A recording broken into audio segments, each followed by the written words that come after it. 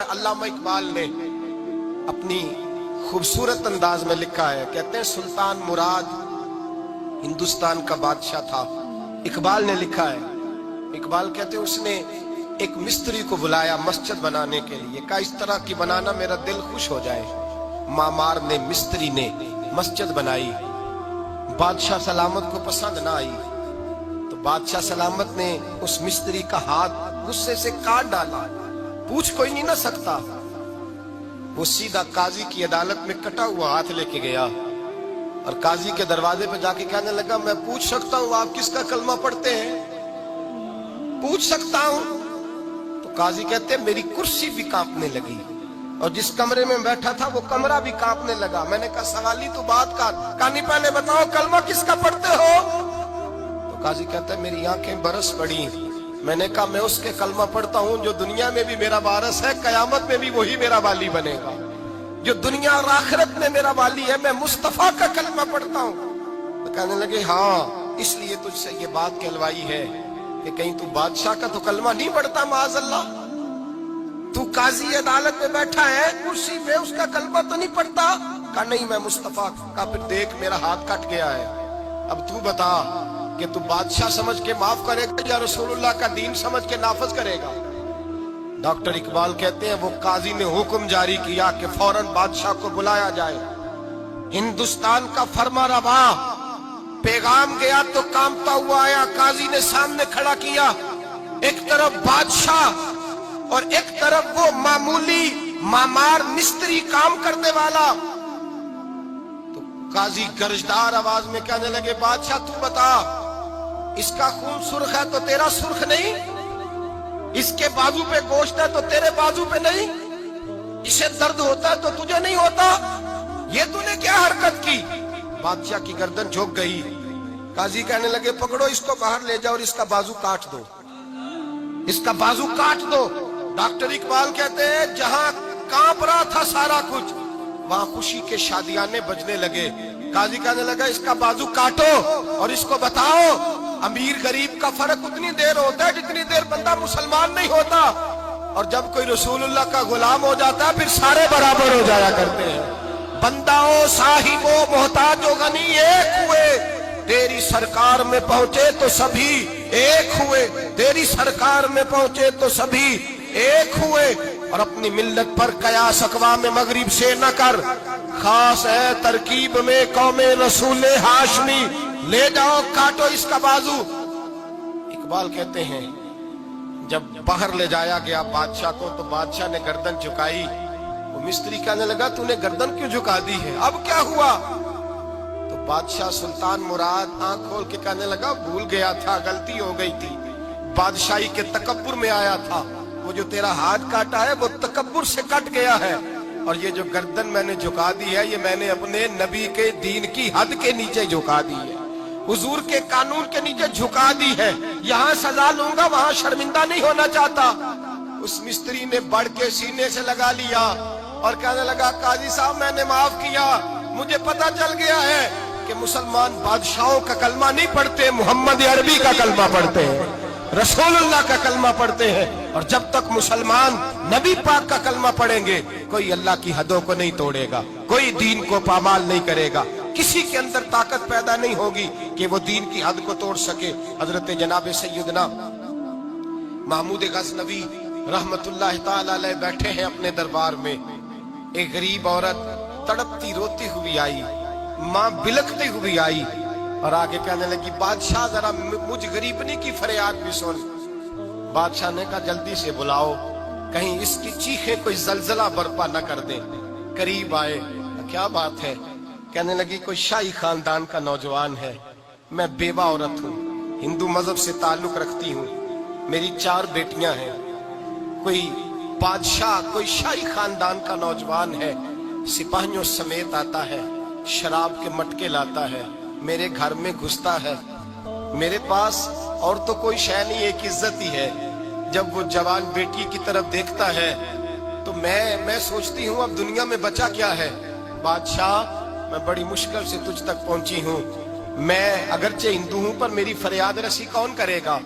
सुल्तान महमूद गज़नवी कहने लगे तू जा, اور میں نے اپنے سارے سپہ سالاروں کو سپاہیوں کو حکم دے دیا ہے آئندہ جب تو آئے گی تو تجھے رات کا وقت بھی میرا دربار کھلا ملے گا، جیسے ہی وہ تیرے گھر آئے فوراً پہنچ جانا، آ کے اطلاع دینا۔ رات کا سناٹا، وہ غریبنی پھر تڑپتی ہوئی چیختی ہوئی آئی، بادشاہ ذرا جلدی کر غریب کی عزت لوٹ نہ جائے، ذرا جلدی نکل، دیکھنا کوئی سرمایہ آج ختم نہ ہو جائے۔ بادشاہ خود اٹھے، تلوار پکڑی، گھر میں گئے، دیا جل رہا تھا، دیا بجھایا۔ اب بادشاہ نے اللہ اکبر کہا اور شاہ میں زرق برق نوجوان کی گردن پر جب بادشاہ نے تلوار ماری، لڑک کر کے گردن دور گری۔ پھر ہندوستان کا فرما روا سجدے میں گرا، کہنے لگا اے اللہ تیرا شکر ہے، اے اللہ تیرا شکر ہے، اے اللہ تیرا شکر ہے۔ پھر بادشاہ نے کہا پانی تو لاؤ، دیا تو جلاؤ، پانی لایا گیا، کہا روٹی تو لاؤ، خشک روٹی کے چند ٹکڑے بادشاہ نے کھائے، 1 گلاس پانی کا، 2 گلاس پانی کے، 4 گلاس پانی، 2 جگ بادشاہ پانی کے پی گیا۔ اور پھر روتا ہوا جب اٹھا تو بی بی کہنے لگی بادشاہ تیرا شکریہ، پر مجھے سمجھ نہیں آئی اس رنگ کی، دیا کیوں بجھایا ہے، سجدہ کیوں کیا ہے، پانی کیوں مانگا ہے؟ تو بادشاہ کہنے لگا بی بی بس تیرا کام ہو گیا، تو چھوڑ۔ کہنے لگی ذرا بتا تو صحیح، تجھے واسطہ اس رسول کا جس کا تو نے دین نافذ کیا ہے اور جس کے کہنے پر تو نے غریبنی کا کام آج اس کی عزت کو لٹنے سے، بتا تو صحیح۔ تو بادشاہ کہنے لگا ایک کی بہن ہے اور یہ جو تیرے گھر آیا تھا یہ اسی ایک بہن کا بیٹا ہے اور اکلوتا بیٹا ہے، تحقیق کی تو پتا چلا میرا اپنا بھانجا یہ ظلم کر رہا ہے۔ میں نے قسم کھائی تھی کہ جب تک تجھے انصاف نہیں ملے گا نہ روٹی کھاؤں گا نہ پانی پیوں گا۔ آج 3 دن سے حلق خشک ہے، اس لیے کہ مصطفیٰ کا دین نافذ کرنا ہے، اس لیے کہ حدود اللہ کو قائم کرنا ہے۔ فرمایا آج جب میں نے دیا گل کیا، آج چراغ بجھایا تو اس لیے کہ جب بھانجے کو ماروں تو کہیں بہن کی صورت سامنے نہ آ جائے۔ یہ انصاف ہے، یہ بے انصاف ہوتا ہے، یہ وہ انصاف ہے جو نہیں دیکھتا کہ سامنے کیا ہے، اس کی آواز نہیں ہوتی، دھڑکن نہیں ہوتی، یہ تلوار چلتی ہے تو لحاظ نہیں کرتی، اس لیے دیا بجھایا تھا۔ اور سجدہ شکر اس لیے ادا کیا ہے کہ اے اللہ تیرا شکر ہے میں نے تیرے رسول کا دین نافذ کر دیا ہے۔ یہ بات کہہ کر کے سلطان محمود غزنوی کہنے لگے پانی پیا ہے اس لیے کہ اس دن کا پیاسا ہوں جس دن تو فریاد لے کے آئی، خشک روٹی اس لیے کھائی ہے اس دن کا بھوکا ہوں جس دن تو پھر روتے ہوئے۔ محمود غزنوی نے پیر باہر رکھا، 4 بیٹیاں جوان، ایک اماں دوڑی ہوئی آئی اور قدموں میں بیٹھی، کہنے لگی محمود میں نے نہیں دیکھا ابو بکر، میں نے کوئی ابو بکر کو تو دیکھا نہیں، عمر عثمان و علی کو تو میں نے نہیں دیکھا، فاطمہ زہرا کے باپ کی کیفیت کیسی تھی، پر تیرے رنگ میں تیرے انداز میں مجھے جلوے ضرور نظر آئے ہیں۔ اب میری بیٹیاں عام بیٹیاں نہیں رہیں گی، یہ فاطمہ کی کنیزیں بنیں گی۔ اب میں حضرت عائشہ کا پانی بھروں گی، تو نے حضور کا دین نافذ کیا ہے، اب میرا دل بدل گیا ہے، تو کلمہ پڑھا، ہم 5 ماں بیٹیاں مسلمان ہونا چاہتی ہیں۔ میرے بھائی جب رسول اللہ کا دین نافذ ہوتا ہے پھر غریب کی مدد ہوتی ہے۔ غریبوں نہ آزماؤ بار بار چہرے بدل کے ظالموں کو، دعا کرو رمضان کی سہانی صبح میں اے اللہ ہمیں کوئی محمود غزنوی کا وارث عطا فرما، اے اللہ کو سلطان صلاح الدین ایوبی کا جانشین عطا فرما، کوئی عمر بن عبدالعزیز کو ماننے والا دے، ہمیں وہ دے جس کے لبوں پہ امام حسن اور حسین کا نام جاری ہو، کوئی ایسا عطا فرما جو حضرت علی کو اپنا آئیڈیل کہتا ہو، جو عثمان غنی کی حیا، عمر فاروق کی عدالت کا وارث ہو، جو ابو بکر صدیق کی صداقت کو آئیڈیل سمجھتا ہو۔ یہی چراغ جلے گا تو روشنی ہوگی۔ جب اللہ کی حد کا معاملہ آئے کسی کی پرواہ نہ کرنا، پھر نہ دیکھنا سامنے کون ہے، پھر نہ دیکھنا کون ہے اور کیا کہتا ہے۔ حضرت فاروق اعظم کے زمانے میں غسان کے بادشاہ نے کلمہ پڑھ لیا تھا، شاہ غسان نے۔ آج تو مکے اور مدینے میں بھی حالات بگڑ گئے، اب تو پیکج ہوتے ہیں حج کا، ایک وی آئی پی، ایک وی آئی پی، ایک عام، ایک اکانومی، اب تو وہاں بھی پیکج ہیں، اب تو وہاں بھی امیر آئے تو ان کے لیے الگ رستے ہیں عرفات اور مینا جانے کے لیے۔ حضرت عمر کا زمانہ تھا، غسان کے بادشاہ نے کلمہ پڑھا، لمبا جبہ پہن کے طواف کعبہ کر رہا تھا، एक गरीब का पैर जुब्बे पे आ गया, गरीब का, मजबूर का, गुलाम का।